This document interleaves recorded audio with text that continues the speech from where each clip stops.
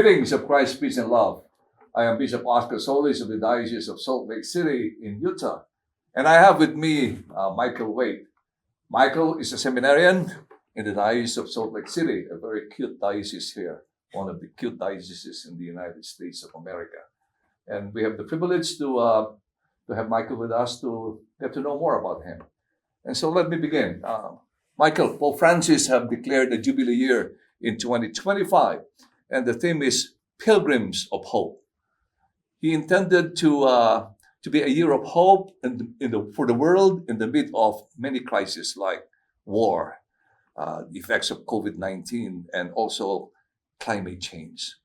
So our Holy Father wants us to be people of hope, reminding us that there is always hope in God in times of adversities, and so that we may have an aspiration to have good things to come. As we prepare to celebrate this Jubilee year in 2025, in response to the call of our Holy Father to be people of hope, what are your hopes for the world and for our church? Well, I think it's fortuitous that, at least here in the United States, where we're coming out of the Eucharistic revival, because I think my single biggest hope is that the people of God will actually rejoice in the presence of the Lord among them in this place right now. Mm-hmm. And so in that, as they rejoice, hopefully their joy actually offers a witness to others here in this diocese, which I think it actually is powerful enough that it would call forth conversions. So my hope is that the number of baptisms that this upcoming year will actually exceed what we've seen over the past 5 years. And in that vein, I think it would be I think it would actually be most appropriate to hope that the number of vocations to the priesthood, to the religious life and marriages, vocations are actually promoted in that joy, with the Lord truly present among us. I love the way you interject the Eucharist, coming from the National Eucharistic Bible, because in the midst of all these challenges and difficulties that the world encounters, I think that it is good to focus that we still have a God who exists and lives with us. And is actually present among us. Present among us. Right, and that has to be the source of our joy. Amid all the despair that surrounds us, as we encounter the Lord, it's kind of like using a candle to light another candle. And it's like as you are then inflamed by the Lord that you encounter, you could then be the light amid the darkness of the world that the Holy Father kind of underscored. And that's the source of hope, I think. Thank you. That's your perspective, and we respect it, and it's beautiful.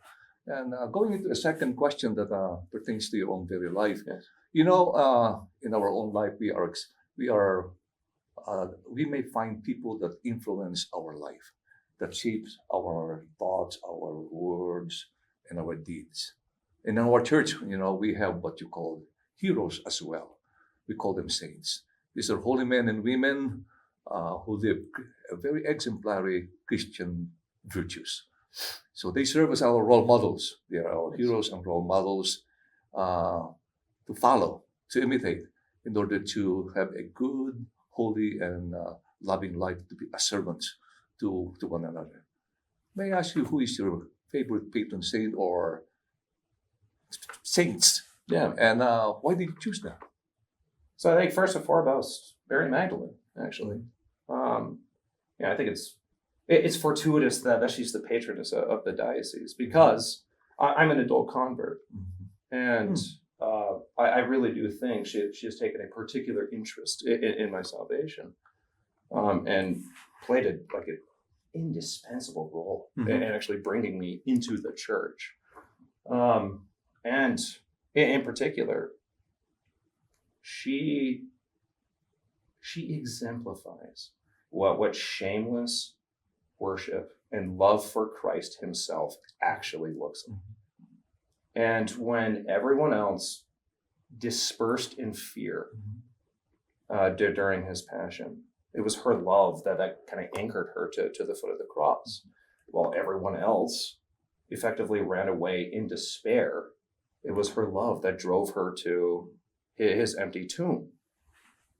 And in that love, then, as she strove for the Lord, she actually encountered. We have a beautiful and great saint patroness in Saint Mary Magdalene.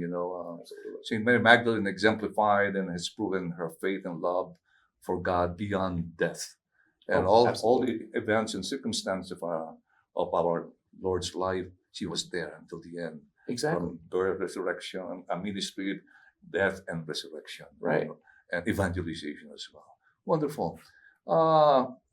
Furthermore, experiences in our life help us to mold us and become who we are. There are spiritual moments in our life, like good times and bad times, challenges and difficulties, joys and sadness that somehow shape our mind and our heart. Growing up, what are those circumstances that may have affected your faith in God, in yourself, and in others that help you to become who you are now? Slightly complicated to answer this question because, not only We're is it a going big deeper question- now. We're going deeper, brother. Because I grew up in a Mormon household, in an LDS household, Interesting. right? But I do have to say, at least as a child, I picked up from my mother that the relationship between faith and love. Mhm. It's impossible to be faithful and not have that express itself as love. And she showed that in dozens of small ways growing up, all of which left kind of an indelible mark on me. And then I fell away from the Mormon church when I was relatively young, and spent the vast majority of my life as an atheist. But then, one evening, I walked into Kate's Cafe, which is like a cafe attached to St. Catherine of Siena. The Newman Center. At the Newman Center for the University of Utah, and made friends there. And eventually, someone invited me to go to Mass. Right. And I was a goner at that first Mass. Everything was different. It was obvious that people were actually worshiping a person, not just an idea or an ideology or even a lifestyle, but everything. What was expressed as the glorification of the Lord. And I realized that this is what I was looking for. My heart was truly anxious until I was finally able to rest in that. And after that first Mass, I started talking to a handful of priests. Father Gray, the pastor up at St. Mary's, basically taught me how to pray and how to worship in kind of a mature way, to offer up like an acceptable sacrifice.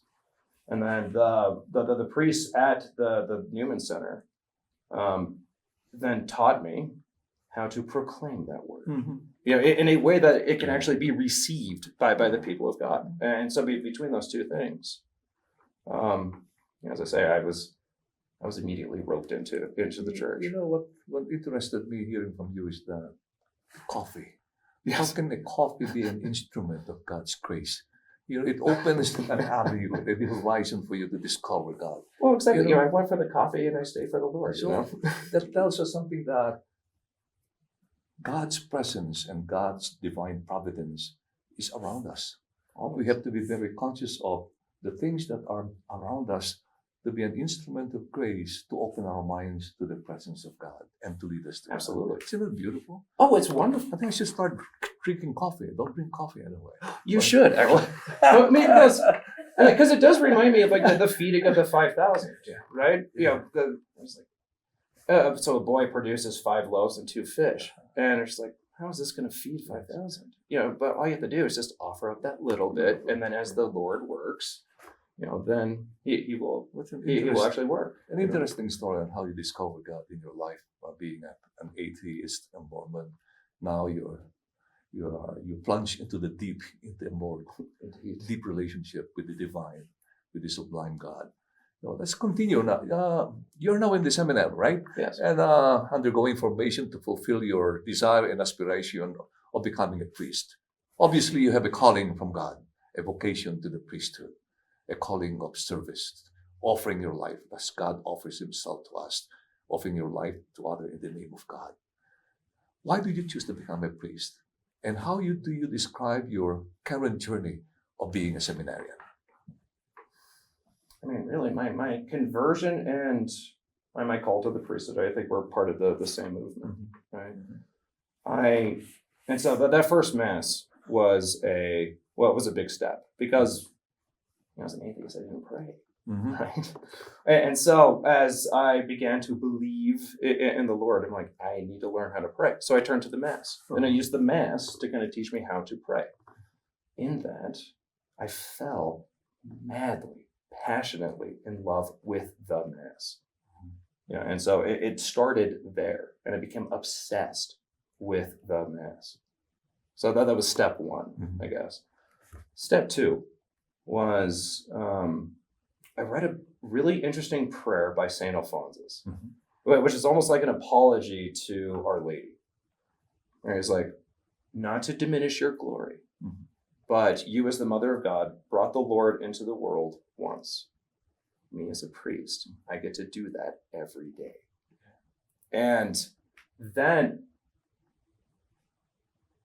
struck such a deep chord in me, the possibility of actually being able to offer the Lord to the people of God, right? And directly facilitate an encounter between the Creator and his creation completely consumed me, utterly consumed me. And so then you get to kind of the third step, which was I really wanted people at their absolute highs and at their lowest lows to meet the Lord. And being a priest actually allows me to be the visible arm of the Lord to the people of God.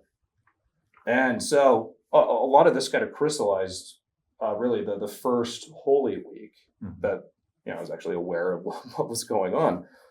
Because I remember thinking, as I was meditating on kind of the plate of spaghetti that is the Paschal Mystery, there's a lot going on, right? But as you pray through Holy Week, especially through Triduum, I remember thinking, this could be the rest of my life. I get to ponder these things for the rest of my life, and I get to share these things with the people of God for the rest of my life. Why would I want to do anything else? I'd like to say something that I gathered from your sharing about being madly in love. You speak about the passion for God and passion for doing His will in your life, and to be able to realize that as a priest, to be a servant of God to His people. I think it's a good reminder for all of us that when we love, we should love passionately. Yes. The greatest sin that any Christian could do, I heard, is mediocrity. Absolutely. Yes. And so I think that it's a beautiful message that our hearts should be filled with joy and enthusiasm, so that when we are before the presence of God, when God is with us and we aspire to be God-like, we should do it with such joy and enthusiasm and people of passion, as well as to share God to others. Well, thank you for sharing yourself, giving us a glimpse of your own history that brought you to where you are now. Is there anything more distinct or quite special about you that you can tell us that people, may help to know more about you? So, I used to do evolutionary biology. That was like literally my job, right? And the best way to explain it was I was an evolutionary biologist that specialized in humans. So I was very interested in the adaptive history of our species, right? And so I spent a lot of time talking about that. Because you're asking all the classic questions: who are we? Where did we come from? Where are we going? Why are we the way we are? Right? And so I think that disposed me to pay attention to a lot of the major questions that the church offers. That was revealed through Christ, right? But really, I think at this point, I love praying for the people of God. And so find some way to send your intercessions to me at seminary. We're praying all the time. And I love praying for the people of God here in Salt Lake. And so figure it out. Send me your prayer intentions. And I will very happily, very joyfully pray. Thank you for offering yourself to become an intercessor for people, especially those who are experiencing some challenges in their lives, low moments, to be able to be of help by praying for them and lifting up their burdens to our Lord. You know what struck me is that you love biology. You know, when I was growing up, I don't want to become a priest. I want to be a doctor. Oh, I want to be rich. But God has a sense of humor. So you fool, you know, you will be my servant. You know, and I'm so blessed to be a priest. So thank you for thank you, sharing your Bishop. life, and thank you for being a seminarian. Thank you for offering yourself to the Lord to become a future priest for our diocese and for the Universal Church. So I'm happy to share with you our seminarian Michael Waite, and I hope that we gather some wonderful wisdom in his words, in his sharing, in order to inspire our life, in order to love God and to serve Him. Thank you. Thank you. Thank you, Bishop. Thank you.